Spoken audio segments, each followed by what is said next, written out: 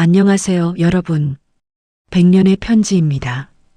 시간이 지나도 바래지 않는 어느 인물의 이야기를 오늘도 전해드립니다.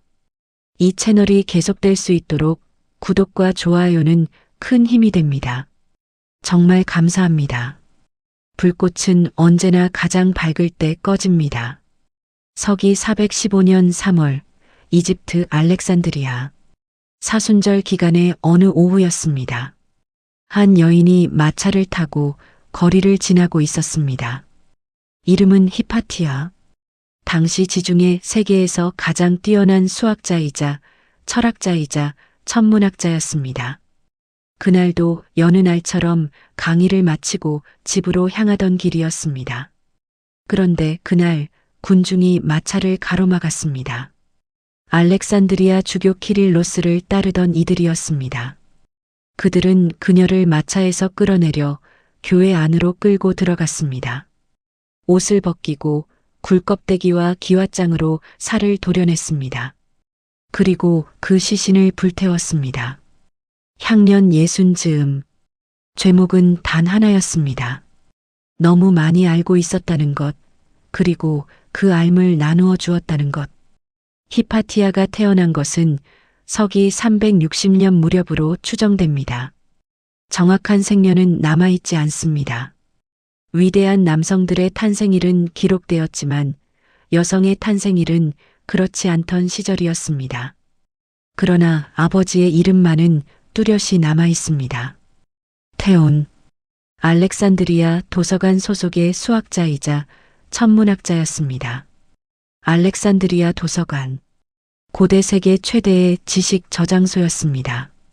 수십만 권의 두루마리가 쌓여있던 그곳에서 아버지 테온이 일했고 어린 히파티아는 그 서고 사이를 뛰어다니며 자랐습니다. 책 속에서 자란 아이의 눈에는 세상이 다르게 보이는 법입니다. 남들이 당연하게 여기는 것이 경이로워 보이고 남들이 두려워하는 미지의 영역이 오히려 흥미로워 보입니다. 히파티아가 그랬습니다. 두루마리 냄새가 밴 서고에서 잠드는 날이 많았습니다. 다른 아이들이 인형을 안고 놀 때 히파티아는 별자리표를 손에 쥐고 밤하늘을 올려다보았습니다. 학자들이 토론을 벌이는 회랑을 뛰어다니며 그녀는 어른들의 논쟁 한마디 한마디를 놓치지 않고 귀담아 들었습니다. 그 시절의 습관이 훗날 그녀를 지중해 최고의 지성으로 키워낸 토양이 되었습니다. 테오는 딸에게 유클리드 기하학과 천문학, 음악과 철학을 직접 가르쳤습니다. 그런데 얼마 지나지 않아 딸이 스승이었던 아버지를 넘어서기 시작했습니다. 테오는 딸을 완벽한 인간으로 길러내겠다는 목표를 품고 있었다고 전해집니다. 몸을 단련시키기 위해 수영과 노젓기를 가르쳤고 정신을 단련시키기 위해 논리학과 수사학을 가르쳤습니다. 그는 딸에게 어떤 질문도 두려워하지 말라고 가르쳤고 히파티아는 그 가르침을 스승보다 더 철저하게 실천하는 제자가 되었습니다. 아버지가 심어준 질문하는 습관이 훗날 그녀를 지중해 최고의 지성으로 이끈 뿌리였습니다. 히파티아는 성장하며 플라톤과 아리스토텔레스의 철학을 깊이 파고들었고 신플라톤주의 철학자 플로티노스의 사상을 이어받았습니다. 그리고 마침내 알렉산드리아 신플라톤주의 학파의 수장 자리에 올랐습니다. 지중해 세계의 지적수도, 그 수도의 가장 높은 강의실에 히파티아가 앉아 있었습니다. 그녀가 학파의 수장이 되기까지의 과정은 순탄하지 않았습니다. 남성 학자들이 압도적으로 많던 시대에 여성이 학파를 이끄는 자리에 오르는 일은 전례가 거의 없었습니다. 그러나 그녀의 논증은 반박하기 어려웠고 그녀의 강의는 명료했습니다. 시간이 흐르면서 그녀를 의심하던 이들조차 그녀의 실력 앞에서는 고개를 끄덕일 수밖에 없었습니다. 그녀의 강의를 듣기 위해 사람들이 먼 곳에서 찾아왔습니다. 이집트뿐 아니라 시리아에서, 소아시아에서, 심지어 로마에서까지 학생들이 알렉산드리아로 몰려들었습니다. 그녀는 수학을 가르쳤고 천문학을 가르쳤습니다. 그러나 무엇보다 스스로 생각하는 법을 가르쳤습니다. 제자 중 하나였던 시네시우스는 훗날 키레네의 주교가 되었는데 그가 히파티아에게 보낸 편지들이 지금도 전해집니다. 그 편지 속에서 그는 스승을 나의 어머니이자 누이이자 스승이자 은인이라 불렀습니다. 제자가 스승을 이렇게 부른다는 것, 그것만으로도 그녀가 어떤 사람이었는지 짐작할 수 있습니다. 강의실은 늘 자리가 부족했습니다. 그녀는 흰 토가를 걸치고 강단에 서서 어려운 기하학 정리를 누구나 이해할 수 있는 언어로 풀어냈습니다. 학생들은 그녀 앞에서 신분과 종교를 잊었습니다. 부유한 귀족의 아들도 먼 지방에서 온 가난한 학생도 같은 자리에 앉아 같은 질문을 던졌습니다. 그녀의 강의실 안에서만큼은 오직 질문의 깊이만이 사람을 가르는 유일한 기준이었습니다. 그녀는 강의실 안에서만 위대한 사람이 아니었습니다. 아버지와 함께 혹은 홀로 천문 관측 도구인 아스트롤라벨을 개량했고 액체의 비중을 재는 기구를 설계했습니다. 그녀의 손은 책장을 넘기는 손일 뿐 아니라 세상을 이해하기 위한 도구를 직접 빚어내는 손이었습니다. 작업실에는 늘 롯세 부스러기와 도면이 어지럽게 널려 있었습니다.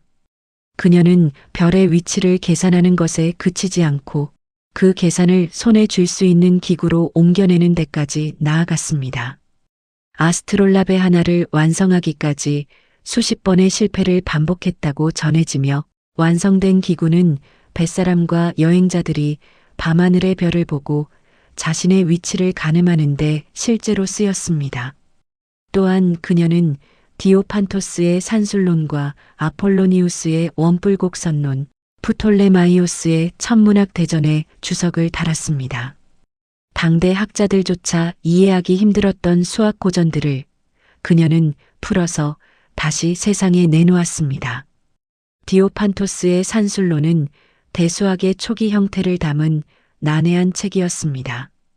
히파티아는 이 책의 문제들을 하나하나 풀어내며 자세한 풀이 과정을 덧붙였고 덕분에 후대 학자들이 고대 수학의 정수에 훨씬 쉽게 다가갈 수 있었습니다. 그녀는 지식을 혼자 간직하는 것이 아니라 다음 세대가 딛고 올라설 수 있는 계단으로 만드는 사람이었습니다. 아폴로니우스의 원뿔곡 선론에 대한 그녀의 주석 역시 마찬가지였습니다. 원뿔을 자르는 각도에 따라 나타나는 곡선들의 성질을 다룬 이 난해한 책을 그녀는 도형을 곁들인 상세한 설명으로 풀어냈습니다.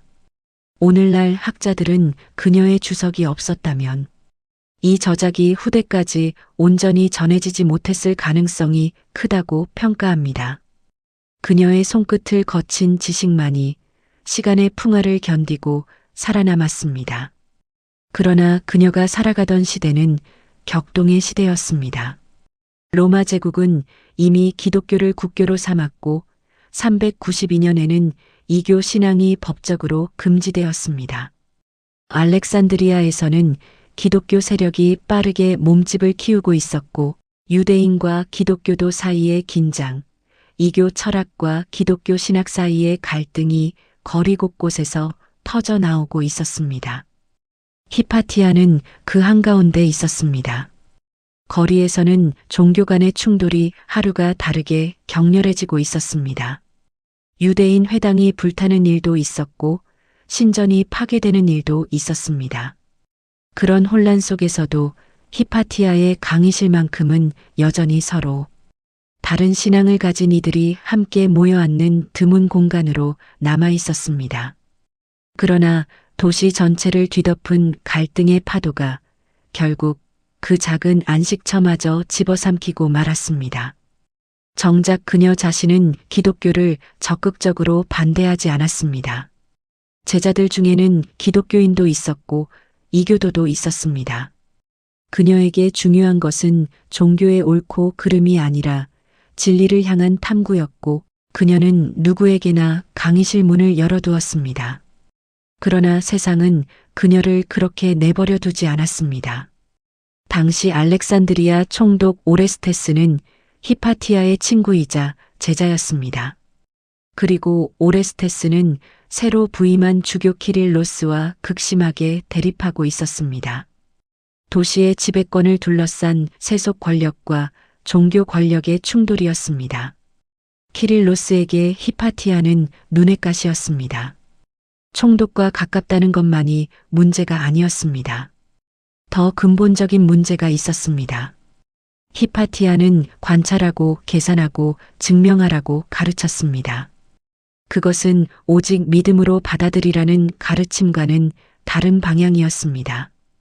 키릴로스는 그녀를 마녀라 불렀고 그 말은 순식간에 군중 속으로 퍼져나갔습니다. 두려움이 퍼졌고 그 두려움은 곧 증오로 바뀌었습니다. 거리에는 그녀를 둘러싼 흉흉한 소문이 떠돌기 시작했습니다. 마술로 총독의 마음을 흘렸다는 소문, 이교의 주술로 도시를 어지럽힌다는 소문이었습니다.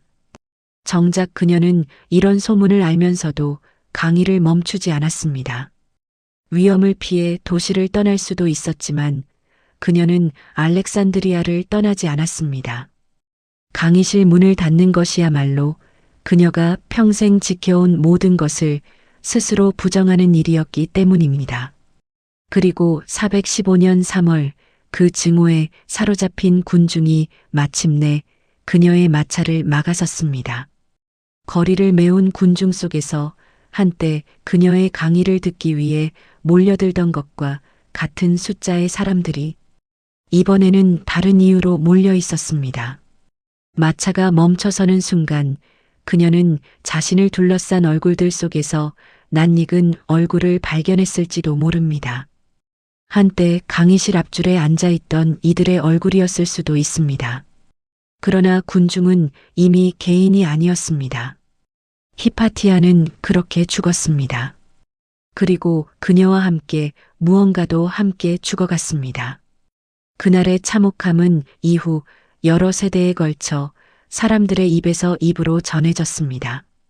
목격자들은 그 장면을 차마 자세히 기록하지 못했고 후대 역사가들 역시 조각난 증언들을 짜맞추어야 했습니다. 그러나 분명한 것은 알렉산드리아에서 가장 존경받던 학자 한 사람이 백주 대낮 거리에서 아무런 재판도 없이 목숨을 잃었다는 사실이었습니다. 그 사건은 도시 전체에 깊은 충격을 남겼고 오랫동안 침묵 속에 묻혀 있었습니다. 역사가들은 그녀의 죽음을 고대 지적 전통의 종말을 상징하는 사건으로 이야기합니다. 이성과 탐구의 정신, 다양한 사상이 공존하던 헬레니즘 세계가 그날 그녀와 함께 불꽃 속으로 사라지기 시작했습니다. 물론 알렉산드리아 도서관이 그녀의 죽음 하루아침에 사라진 것은 아니었습니다. 그러나 그날 이후 학자들은 하나둘 도시를 떠났고 지중해 세계의 지적 중심이었던 그 도시는 서서히 빛을 잃어갔습니다. 그녀가 어떻게 죽었는지만큼이나 그녀가 어떻게 살았는지도 눈여겨볼 만합니다. 히파티아는 평생 결혼하지 않았습니다. 당시로서는 이례적인 일이었습니다. 여성에게 결혼은 거의 당연한 의무처럼 여겨지던 시절이었기 때문입니다. 그녀에게는 철학과 지식이 그보다 더 중요했습니다. 어느 제자가 그녀에게 연모의 마음을 고백했을 때 그녀는 월경포를 가져와 그 앞에 내밀며 이렇게 말했다고 전해집니다. 그대가 사랑한다고 믿는 아름다움의 실체가 바로 이것이라고, 아름다움은 육체에 있지 않다고 말입니다. 그 제자는 그 자리에서 정신이 번쩍 들었다고 전해집니다. 그녀는 또한 정치적으로 대단히 위험한 시대에 어느 편에도 완전히 서지 않으려 했던 사람이었습니다. 오레스테스의 편도 키릴로스의 반대편도 아닌 오직 이성의 균형을 지키려 했습니다. 그러나 균형을 지키려는 사람이 가장 위험해지는 시대가 있는 법입니다. 그 균형은 결국 그녀를 지켜주지 못했습니다. 그녀는 오레스테스에게 정치적 조언을 구하러 오는 사람들을 만류하지도 부추기지도 않았습니다. 다만 묻는 이들에게 자신이 아는 것을 말해주었을 뿐입니다. 그러나 권력 다툼이 격해질수록 중립을 지키는 사람은 점점 양쪽 모두에게 의심받는 처지가 되어갔습니다. 오레스테스의 편이라는 낙인은 그녀가 선택한 적 없는 낙인이었지만 한번 찍힌 낙인은 지워지지 않았습니다. 히파티아가 죽은 뒤 역사는 오랫동안 그녀를 잊었습니다. 중세를 거치며 그녀의 이름은 지워졌고 그녀가 직접 쓴 글들은 단 한 편도 원본으로 전해지지 않습니다. 오늘날 우리가 그녀를 아는 것은 오직 후대 역사가들, 수다와 소크라테스, 스콜라스티쿠스, 다마스키우스가 남긴 단편적인 기록을 통해서입니다. 그럼에도 그녀는 살아남았습니다. 18세기 계몽주의 시대, 이성과 지식을 옹호하던 사상가들이 그녀를 다시 발견했습니다. 볼테르가 그녀를 언급했고 에드워드 기번은 로마 제국 쇠망사에서 그녀의 비극을 묘사했습니다. 계몽주의 사상가들에게 히파티아는 단순한 역사 속 인물이 아니라 이성이 광신에 의해 짓밟힌 상징적 사례였습니다. 그들은 종교적 광기와 지적 자유의 대립이라는 틀로 그녀의 죽음을 다시 읽어냈고 그 해석은 이후 수세기 동안 그녀를 바라보는 방식에 깊은 영향을 남겼습니다. 물론 오늘날의 역사학자들은 이 사건을 더 복잡한 정치적 맥락 속에서 이해하려 하지만 그녀가 이성과 탐구를 상징하는 이름으로 자리 잡았다는 사실만큼은 변하지 않았습니다. 19세기에는 소설과 그림의 주인공이 되었고 2009년에는 배우 레이첼 와이즈가 그녀를 연기한 영화 아고라가 만들어져 1600년 만에 그녀의 이야기를 스크린 위로 다시 불러냈습니다. 19세기 화가들은 그녀의 마지막 순간을 캔버스 위에 담아내려 애썼습니다. 소설가 찰스 킹슬리는 그녀를 주인공으로 한 장편 소설을 펴내며 그녀의 이름을 다시 대중 앞에 내놓았습니다. 20세기에 들어서면서 그녀는 과학과 이성의 순교자로 여성학자들의 선조로 새롭게 조명받기 시작했습니다. 잊혔던 이름 하나가 세기를 건너뛰며 계속 다른 얼굴로 되살아나고 있었던 것입니다. 그녀는 왜 죽어야 했을까요? 단순히 종교와 이성의 충돌 때문만은 아니었을 것입니다. 히파티아라는 존재 자체가 모든 것이 질문될 수 있다는 사실을 사람들에게 일깨웠기 때문일 것입니다. 당연하다고 믿었던 것들이 그녀의 강의실 안에서는 흔들릴 수 있었습니다. 그리고 그 흔들림은 누군가에게는 자유였지만 다른 누군가에게는 두려움이었습니다. 두려움은 때로 증오로 자라나고 그 증오가 군중을 움직일 때 가장 밝은 불꽃이 꺼지고 맙니다. 그러나 불꽃이 꺼진다고 빛까지 사라지는 것은 아닙니다. 달의 크레이터 하나에는 히파티아라는 이름이 새겨져 있고 소행성 238번에도 같은 이름이 붙어 있습니다. 1600년 전 알렉산드리아 거리에서 군중에게 살해당한 한 여인의 이름이 지금은 달과 소행성 위에 새겨져 있는 것입니다. 역사는 느리지만 결국 기억해야 할 것을 기억해냅니다. 천문학자들이 달 표면의 분화구들에 이름을 붙이던 시절 누군가 그녀의 이름을 떠올렸습니다. 별을 사랑했던 여인의 이름이 영원히 밤하늘에 새겨지는 순간이었습니다. 그녀가 살아서는 끝내 이루지 못했던 완전한 인정이 죽고 나서 1500년도 더 지난 뒤에야 우주의 지도 위에 새겨진 것입니다. 지금 이 시대에도 히파티아는 있습니다. 질문을 멈추지 않는 사람들, 당연한 것에 왜냐고 되묻는 사람들, 두려움 때문에 침묵하지 않으려는 사람들. 그들이 바로 히파티아의 후예들입니다. 지금도 어디선가는 누군가가 당연하다고 여겨지던 것에 손을 들어 질문을 던지고 있을 것입니다. 그 질문이 누군가에게는 불편하게, 누군가에게는 위협적으로 들릴지도 모릅니다. 그러나 그 불편함이야말로 세상이 조금씩 넓어지는 방식이라는 것을 히파티아의 삶이 우리에게 보여줍니다. 지금도 세계 곳곳의 대학 강의실에서는 히파티아처럼 당연함의 의문을 던지는 학생들이 손을 들고 있을 것입니다. 그들의 질문이 늘 환영받는 것은 아닙니다. 그러나 그 질문들이 쌓이고 쌓여 결국 인류의 지식은 조금씩 앞으로 나아갔습니다. 1500년도 더 전 알렉산드리아의 한 여인이 목숨을 걸고 지켜낸 것이 바로 그 질문할 권리였습니다. 서기 415년 그날 군중이 꺼뜨린 것은 한 사람의 목숨이었습니다. 그러나 그들이 끝내 꺼뜨리지 못한 것이 있었습니다. 질문하는 정신, 탐구하는 마음, 이성이라는 이름의 불꽃이었습니다. 오늘 우리가 그 이름을 다시 불러봅니다. 히파티아. 오늘 이야기는 여기서 마치겠습니다. 이 채널이 계속될 수 있도록 구독과 좋아요는 큰 힘이 됩니다. 시청해 주셔서 정말 감사합니다. 다음 편에서 또 다른 인물로 찾아뵙겠습니다.